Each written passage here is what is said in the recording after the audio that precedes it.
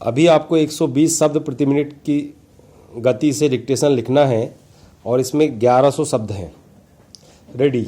अध्यक्ष महोदय, दिल्ली विकास कानून में संशोधन करने के लिए जो बिल रखा गया है उसका समर्थन करने के लिए मैं खड़ा हुआ हूँ।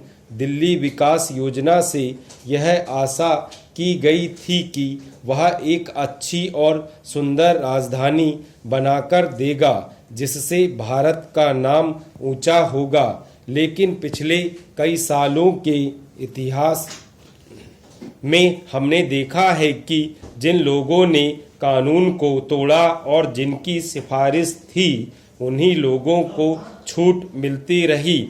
दिल्ली भारत का दिल है और भारत के दिल में कुछ सड़कों पर लोगों ने दुकानें भी बना ली हैं।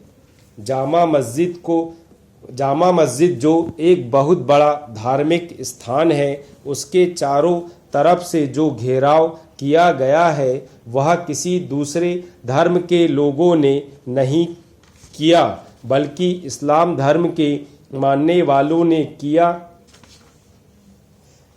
उपसभापति महोदय, सबसे पहले तो मैं आपके प्रति कृतज्ञता प्रकट करता हूं कि आपने इस विषय पर मुझे बोलने का अवसर दिया। आज इस विषय का महत्व और बढ़ गया है क्योंकि पिछले साल देश के 12 से भी अधिक राज्यों में सूखे का प्रभाव रहा और 3-4 राज्य पूरी तरह से बाढ़ से ग्रसित रहे। महोदय, उसका दुष्परिणाम न अभी देश पर से समाप्त हुआ है न उस इलाके के किसानों पर से समाप्त हुआ है।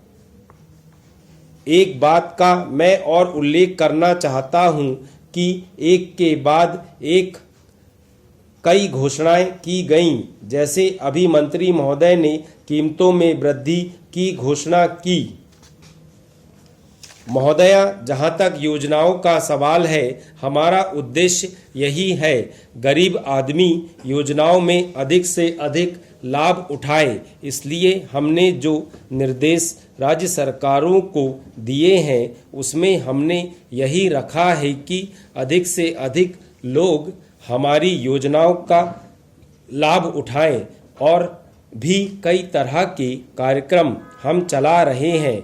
मैंने शुरू में ही कहा कि ये कार्यक्रम हमने शुरू किए हैं और उनके फल धीरे धीरे मिल रहे हैं।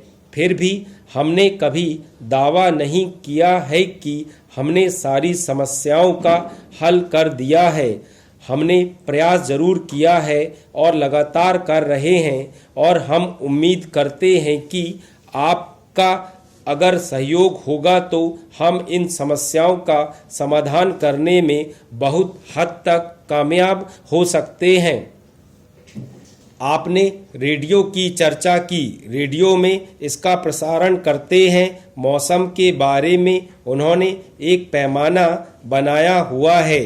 5 डिग्री से नीचे जब पारा गिरता है तो वे कहना शुरू कर देते हैं कि अब शीत लहर चलने वाली है। मैंने मौसम विभाग के लोगों को बतलाया था और उनसे मैंने सवाल किया कि यह पैमाना किस आधार पर बनाया गया है। आप मेरी राय से सहमत होंगे कि सर्दी हो या गर्मी हो, इसमें तो शीत या लू से ऐसे ही लोग मरते हैं जिनके पास कोई रहने के लिए घर नहीं होता, पहनने के लिए कपड़े नहीं होते। वे बेचारे कहीं फुटपाथ पर सोते हैं, भिखारी हैं। वे रेडियो कहाँ से सुनेंगे?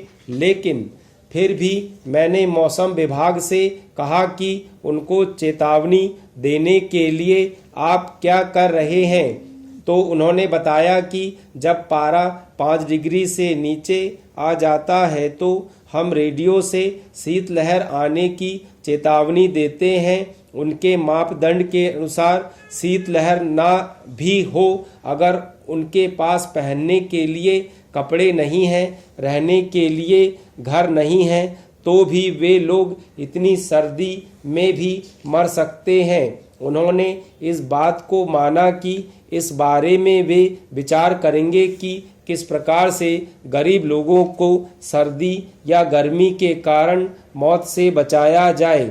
यह जो मापदंड अभी बना हुआ है उसको बदलने के बारे में भी वे विचार कर रहे हैं।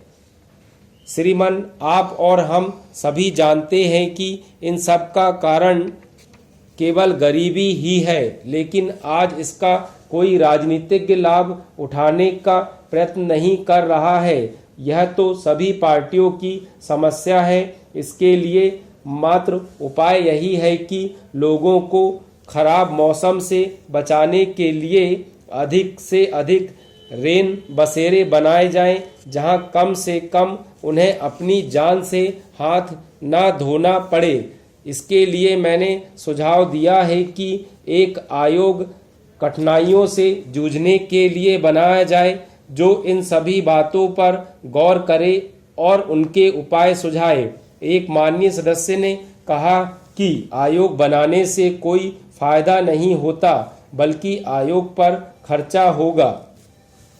सभापति महोदय, हमारी सरकार ने जिस प्रकार से अपनी विदेश नीति का संचालन किया है उसकी मैं सराहना करता हूं।